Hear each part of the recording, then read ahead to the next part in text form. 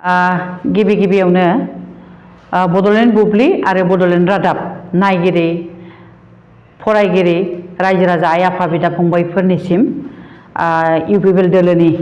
जानानै आङो खुलुमनाय आरो सिबिनायखौ बावहरग्रोबाय। मैयानि जे जोंहा पर्बतजरा समस्तिनि एमसिएलए मुनमुन ब्रह्म बिथांनि माखासे नंखाय जे जोंनि मानगोनां बिटिआरनि चिफ प्रमद बर'नि सायाव जे नंखाय दाय फुनलानाय नंखाय गाज्रि मोनसे गावनि गोसो गोरबोजों गावनि गोसोजों बानायनानै जे दाय फुनलानाय बेनि सायावसो आङो मोनसे रिएक्सन होफिननो नागिरदों। आं बेनि बेलायाव मुनमुन ब्रह्म बिथांखौ सोंनो नागिरो जे प्रमद बर'आ सोर, बबे बेंखननिफ्राय फैनाय बियो मिथियोना मिथिया? दिनै बिथाङा 35 बोसोर बर' जाथिनि थाखाय गावखौनो बाउसोमनाय सासे सुबुं बियो। रायजो राजा आइ आफा उन्दै ओला रावबो बर' जाथिया प्रमद बर'खौ सिनायै गैया। दा बिथाङा सिनाया नामा बेयो बर' नंगौना नङा? मुनमुन ब्रह्मआ बर' नंगौना नङा सन्देहसो जादों आं प्रमद बर'खौ सिनायैयाव। मानो होनबा बिसोर सासे बर' आइजोमोनब्ला बियो प्रमद बर'खौ सिनायनांगौमोन। दा बेखायनो आङो बुंनो नागिरदों दे इसिबां सम बर' जाथिखौ दैदेनबोनाय प्रमद बर'आ बिथाङा बर' जाथिनि थाखाय आन्दलन खालामबोनाय बे प्रमद बर'आ सोर, मानो सिनायाखै बेलाय? जोंहा दिनै मानगोनां बिटिआरनि चिफ प्रमद बर'आ गोबां गावखौनो बाउसोमनाय। मानो होनोबा जाथिनि खैदां खैफोदखौ लानानै बिथाङा जुजिबोदों। दिनै बिथाङा जोंनि मानगोनां प्रमद बर' बिथाङा चिफ जाबाय। रायजोनि मोजां मोननायावनो रायजोनि अननायजोंनो दिनै मानगोनां जोंहा प्रमद बर' बिथाङा चिफ जानो मोनदों। रावबो गाव हारसिं राजा जानो होननानै राजा जानो हाया। रायजो राजानि अननाय, रायजोजोंसो राजा जायो। दा बेखायनो बिथाङा रायजोनि अननायजोंनो चिफ जानो मोनदों। माबोरै रायजोआ सैया होननानै बुंनो हाखो बेलाय? मुनमुन ब्रह्मआ बोरै बुंनो हाखो जे रायजो राजाया मोजां मोना होननानै? दा बेखौनो आं बुंनो नागिरदों जे मुनमुन ब्रह्मआ हाग्रामा लाबोनाय बिटिसिआ हाग्रामा लाबोनाय जों लाबोनाय बै समावबो जेब्ला सरखार गोदान दायो अब्ला बिथाङा रायजो राजाखौ खुदै मुजुफुरना बुंदोंमोन बे बिटिसिआ जोंनिसो, जों लाबोनायसो होननानै बिथाङा बुंदों। सासे बिमा माहारिनि सासे आइजो जानानै रायजोखौनो खुदै मुजुनो हायोबा बिपिएफखौ मोजां मोनग्रा सोरबा दंबावो नामा, थाबावगोन नामा? बेखौ साननो हादोंना हायाखै बेलाय? रायजो राजानि अननाय नांगौबा अननाय होनांगौमोन। बिथाङा रायजो राजाखौ माबोरै खुदै मुजुनो हाखो? सासे बिमा माहारि आइजो जानानैलाय, सासे आइजो माहारि जानानैलाय, आइजो माहारिनि गुनानो गैया बेनाव। दिनै बेखायनो बियो प्रमद बर'खौ सिनाया। दा बेखायनो आङो बुंनो नागिरदों जे प्रमद बर'आ सोर बेखौ रायजो राजानो जोङो फिन खिन्थाबावनांगौ होननानै जों साना। मानो होनबा मुनमुन ब्रह्मआसो सिनाया जानो हागौ। आन्दलनजों लोब्बा गैया बियो। जेब्ला बर' आन्दलन जायो बे समाव बियो बिल्डिं सानिफ्राय नाहरग्रासो। होमबा बिथाङा माबोरै प्रमद बर'खौ सिनायनो? आं बेखौ सन्देह दङ बेयो बर' नंगौना नङा होननानैसो। बे बेलायाव आं बेखौनो बुंनो नागिरदों जे प्रमद बर' बिथाङा जेब्ला आइजें दैनाय हान्जाखौ लाबोनानै 2020आव एकर्ड खालामबाय, दिनै बिटिआर जाबाय, बे समनिफ्रायनो दिनै रायजो राजा आइ आफाया बेसेबां सुख सान्थियै दं। गुबुन गुबुन हारि माहारि जों गोबानानै दिनै हर ससे थाबायनो हायै, सोरबा गुबुन गुबुन हारि माहारिया बर' जायगायाव थांनानै बिजनेस खालामनो हायै, दिनै हरनि 11टा 12टाबाबो 1टा 2टाबाबो रायजोफ्रा बै गुबुन गुबुन हारि माहारियाबो बर' जायगायाव थांनानै बिजनेस खालामनानै मावनानै जागासिनो दं। होमबा बेखौ नुदोंना नुवाखै मुनमुन ब्रह्मआलाय? दा नुनानैबो नुयै जादों नामा? नुनानैबो नुयै खालामनो नागिरदों नामा? दा बेखौसो आं बुंनो नागिरदों। दा दिनै बेसेबां सुख सान्थि फैदों मानगोनां बिटिआरनि चिफ प्रमद बर'नि दैदेननायाव। दिनै गुबुन गुबुन हारि माहारिजों गोरोबनानै बेसेबां सुख सान्थि बिटिआरआव फैदों बेखौ रायजो राजा आइ आफाया बयबो मिथिगौ। जों बुंलायनाङा 95% आइ आफायानो बुङो जे दिनै गोदोनि बायदि नंला सुख सान्थियै दिनै जोङो थानो मोननानै दङ परिबर्तन नैबेखौ बुङो गुबुन गुबुन हारि माहारिनि खुगायावबो बुङो जे परिबर्तना बिदिखौसो बुङो जोंनो थाखा फैसा नाङा जोंनो बायदिसिना नाङा जोंनो हादोरखौ सान्थि नांगौ जोंनो देशखौ सान्थि नांगौ जोंनि बिटिआरआ सान्थि जानांगौ गावजों गाव दानलाय सुलायखौ जोंनो नाङा होननानै बिथांमोनहा जोंखौ बिराद बाख्नायो होमबा माबोरै बुंखो बियो जे प्रमद बर'खौ रायजोआ सैया बे नंखाय फाला बिनि गावनि खुगाजों बानायनानै बुंनाय जे रायजो राजाया रावबो बेखौ सैयि नङा सैयामोनब्ला माबोरै बिटिआरआव सिट बानायगौमोन प्रमद बर'खौ नैबे बेलायाव आं बुंनो नागिरदों NGO होननाय लोगो लोगो NGOआ गोबां हाबाफारि लायो समाजखौ फोसाबनायनि रायजो राजा आइ आफानिसिम मिथियैखौ मिथिहोनाय समाजखौ फोसाबनाय दिनै गोबां NGOफोरा बिदिनो उन्दै बैसोआव हाबा जानाय निसा मुक्त जे गान्जा सोबनाय ड्राग्स जानाय नै बेफोरखौ गैया खालामनो थाखाय गोबां NGOनि मानसिफ्रा खामानि मावगासिनो अब्ला NGOआ गाज्रि ना मोजां मुनमुनावसो सोंनो लुबैदों आं NGO आफादा माबा गाज्रि खामानि मावो नामा सोर NGO मा खामानि गाज्रि खामानि मावदों बेखौ आसि थुना होनांगोन बियो जोंनि प्रमद बर' बिथांखौ NGO सालायदों ना बिटिआर सालायदों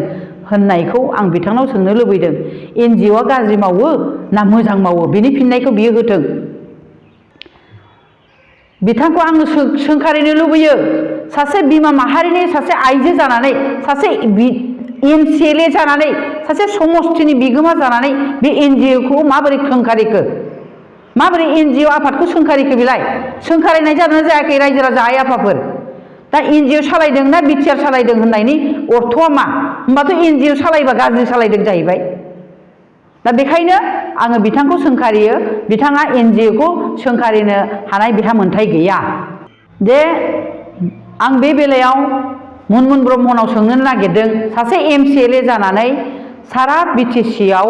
मोनबैसे समष्टि दं बेखौ बिथाङा मिथियोना मिथिया मिथियोब्ला दिनै गयबारि समष्टिया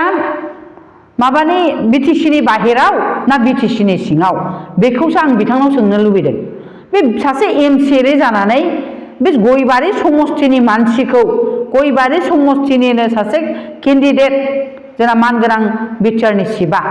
अब्ला माबोरै बियो गयबारि BTCनि बाहेराव होननानै माबोरै बुंनो हाखो बेलाय दा आङो बिथांखौ सासे MCLA जादोंबा सासे MCLA जानायनि सिगां बेफोरखौ मिथिना लानाया मोजांमोन दा MCLA जानानैबो बियो समष्टिफोरखौनो मिथिया थारमाने आं बेखौसो बुंनो लुबैदों दिनै बिथाङा MCLA जानानै पर्बजरा एरियायाव मा मावदों बेलाय पर्बजरा समष्टियाव मा डेभेलप खालामदों बेलाय जों बेखौ मिथिया नामा जोङो सारा पर्बजराल' नङा जों सारा BTCआव आङो गिदिंजोब्बाय आङो नायदों बिथांनि समष्टिया मा डेभेलप जादों मा डेभेलप जायाखै जोंनाव सों जों मिथिगौ जोङो थाङो रायजो राजा आइ आफाजों लोगो हमो बिथांनि गोबां दुर्नितिखौ जोंनो फोरमायो नाथाय जों दिनैसिम बुङाखैमोन दिनै जोंनि मानगोनां चिफखौ बुंनायावसो जों बुंनो गोनां जादों जे मुनमुन ब्रह्म आइजोजों आइजो हिसाबैबाबो जों नोंखौ सोंखारियो जे नों सासे आइजोनि आखल गोनां मानसि नङा आइजो नङा नोङो सासे बिमा माहारिनि आखल गोनां मानसिमोनबा रायजो राजाखौ माबोरै मुजुनो हायो नोंलाय माबोरै खुदै मुजुनो हायो नोङो सासे आइजो जानानै रायजो राजाखौ मुगैलायोबा मुजुलायनो हायोब्ला नों बै रायजो राजानि अननायखौ नों बोरै मोननो दा रावबो अनला नालाय नोङो जोंनि मानगोनां चिफनि सायाव गाज्रि गाज्रि फुनलानो नागिरदों नाथाय बे नङा सिगुननि सावआव मोसौ बोराया थैयानो दा बेखौसो आं खावलायनो लुबैदों नोंथांखौ दा आङो आरोबाव मोनसे खोथाखौ आङो सोंखारिनो लुबैयो मानगोनां जोंनि बिटिआरनि चिफखौ बुंनायनि सिगां नोंथाङा नोंनि गारायखौ नायनानै लाग्रो गावनि बिखुंनि गारायखौ रावबो नुवा नों जे सासे MCLA जानानै जे नोंथाङा बुंदों जे दुर्नीति मावदों होननानै दुर्नीति मावदोंब्ला अपोजिशन पार्टीनि सासे एमसिएलए जानानै नोंथाङा केबिनेटआव बुंनांगौमोन जे सार उमुगा जायाखै सार उमुगा ओरैबायदि जादों रायजोनि थाखाय ओरैबायदि आसनि लानाया मोजां जोंनि बिमा माहारिनि थाखाय उमुग उमुग आसनि लानांगौमोन नैबे खोथाखौ बुंनो हानाय सासे एमसिएलए जानांगौमोन नोङो अब्लासो नोङो आसि थुनो हागौमोन नों मानो बुंनो हायाखै सासे एमसिएलए जानानै दा आं बेखौनो सोंखारियो नोंथांखौ जे नोंथाङा मुनमुन ब्रह्म नोंथाङा सासे एमसिएलए जानानै नोंथाङा बेफोरखौ केबिनेटआव बुंनो हानाय जानांगौमोन नोंखौलाय मानोथो बिपिएफनि मानसिफ्रा मानोथो नोंखौ एमसिएलए होननानै जाथों होननानै नोंखौ गायसनहरखो मानो भट होखो रायजो राजाया होमबा दिनै बेखिनिखौ बुंनो हायाब्ला सासे एमसिएलए जानानै आसि थुनानै बुंनो हायाब्ला दा बेखायनो आङो बुंनो नागिरदों जे नोंथाङा आरोबाव मोनसे बाथ्रा बुंबावदों जे नैबे प्रमद बर'नि सरकाराव दावराव दावसिया बांसिन जादों दाङाबाजिया बांसिन जादों गन्डगला बांसिन जादों होननानै नोंथाङा बुंदों नाथाय बेयाव आं बुंनो नागिरदों 2008 2009 2010 आव 158 सुबुङा जिउ खोमानांखो मानो बुथारजाखो अनागार अन्थाव बाथाव बिथांमोना मानो जिउ बोलि होनांखो अब्ला बे सरकाराव सोरनिमोन 2008 9 10 आव सोरनि सरकारमोन इउपिपिएलनि ना बिपिएफनिमोन रायजो राजा आइ आफाया बयबो एसे मुनमुनाव सोंनानै नाय बै समाव सोरनि सरकारमोन आरो मानि थाखाय दानथार जानाय बुथार जानायमोन दा सोरनि सरकाराव मा जादों बेखौ रायजो राजा आइ आफाया सोंनानै नाय मुनमुन बिथांनाव दा बेखायनो आं बुंनो नागिरदों दे दिनै जोंनि चिफ सारखौ बुंनायनि सिगां नोंथाङा नोंनो सासे गोख्रों सासे आइजो जानानै थाग्रो सासे एमसिएलए जानानै नोंथाङा रायजोनि थाखाय मोजां मावनो सिन्था खालामनानै थाग्रो जोंनि मानगोनां बिटिआरनि चिफ प्रमद बर' बिथाङा गोदान गोदान आसनि लादों दिनै बेखौ नोङो मिथियोना मिथिया दिनै अनसाय बिथांखि फरायसाफोरनो 5000 करि होदों दिनै गियान अनसाय बिथांखि गियान सोराङा जाहैबाय फरायसाफोरनो 5000 करि होनाय जादों फरायनायाव हेफाजाब होनायनि थाखाय आरो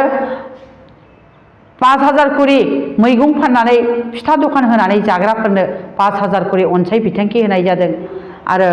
आलारि सोरां बे जाहैबाय सिबिसालि मन्दिर बायदिसिना गिर्जा बायदिसिना लुनायनि बे सिबिसालिफोराव बयनोबो गुबुन गुबुन हारि माहारिनि धोरोमसालिफोराव बेफोरखौ लुनानै होनाय जादों दिनै बेल' नङा जोंनि मानगोनां बिटिआरनि चिफआ ओरैबायदि गोदान गोदान आसनि लागासिनो दङ जे लाइमोनफोरा थांनानै थानायनि थाखाय मोनसे गोदान गोदान आसनि होदों जे मावनानै जानो थाखाय बयबो लेखा रोंजोबनानै बयबो साख्रि मावजोबनानै जानो हानाय गैया सोरबाया सानो लेखा रोंबाबो साख्रि मावस्लायस्लाय बिजनेस मावनानै जागोन सोरबाया सानो आबाद मावनानै जागोन बेनि थाखाय जोंना मानगोनां चिफआ दिनै आसनिफोर लादों पिक मिशन हेन्डलुम मिशन बिदिनो एग्रिकालचार मिशन गोबां आसनिफोर लादों दिनै गामि गामि हाबनानै ट्रेनिंबो होनाय जादों दिनै ट्रेनिं लानाय जादों बेफोरखौ मिथियोना मिथिया मुनमुन ब्रह्मआलाय दा आं बेखायनो रायजो राजा आइ आफाखौ खावलायदों जे गोदोनि बिपिएफनि दिनाव साथा गंसे रानदोंमोन खुन्दुंगा रानदोंमोन खम्बल गांसे रानदोंमोन नाथाय बिसिबां बेसेननि बेलाय बेखौ एसे बिजिरनानै नाय रायजो राजा आइ आफा नोंथांमोन दिनै गोबां मानगोनां बिटिआरनि चिफआ जोंनि बिटिआर ओनसोलाव क'क्राझाराव नै बावैसो नलेज फेस्टिभेल खुंनानै गोबां गुनि गियानि सोलोंथाइ गोनां फरायसाफोरखौ बेयाव नांथाब होनानै गोबां गियान लानो होदों गोबां गियान मोनदों बाहेरानिफ्राय फैनाय गोबां आलासिफोरा मोजां मोजां बोसोन होलांदों मोजां मोजां गियान होदों आबादारिया आबादारि मावनानै जानो थाखाय फरायसाया माबायदि फरायनानै गावखौ दानानै लानो हायो गावनि आथिङाव गाव गसंनानै थानो हायो नै बेफोरनि हाबाफारि लादों बेफोरखौ मानो नायाखै दा बे मुनमुन ब्रह्म नोंथांखौ आं सोंखारियो नोंथांखौ आङो बेखौनो सोंखारियो जे मुनमुन ब्रह्म प्रमद बर'खौ बुंनायनि सिगां नोंथाङा नोंखौनो फोसाबनानै लाग्रो नोंथाङा नोंखौ फोसाबनानै लाग्रो बिनि उनाव मालायखौ आसि थुनानै बुं आं 2023-24 सोलोंथाइ बोसोरनि थाखाय गोदान मुं थिसननाय लानानै फैदों बड'लेण्ड एकाडेमि सिनियर सेकेन्डारि फरायसालिया। क'क्राझार जिल्लानि तिनिआलियाव थानाय बर' बिजोंनि बड'लेण्ड एकाडेमि सिनियर सेकेन्डारि फरायसालिया दायो केजिनिफ्राय 9 थाखोसिमनि गोदान मुं थिसननायखौ लागासिनो। बड'लेण्ड एकाडेमि सिनियर सेकेन्डारि फरायसालियाव गुनगोनां सोलोंथाइ होनायजों लोगोसेयैनो नोंथांमोना बे फरायसालियाव थानाय जानायनि हस्टेल खाबुखौ मोननो हागोन। बेजों लोगोसेयैनो बे फरायसालियाव एक्सट्रा टिउसन आरो इंलिश स्पिकिं कर्सखौबो फरायसाफोरनो होनाय जायो। गोसो गोनां फरायसाफोरा मुं थिसननायखौ बाङाय बेसेनावनो मोननो हागोन। बेनिखायनो बड'लेण्ड एकाडेमि सिनियर सेकेन्डारि फरायसालियाव फरायसा एबा नोंथांमोनहा मुं थिसननायनि बागै मिन्थिनोब्ला नैबे मबाइल नम्बर 9101488399 नङाब्ला थोंजों फरायसालियाव थांनानै खौरां लाहैनो हागोन।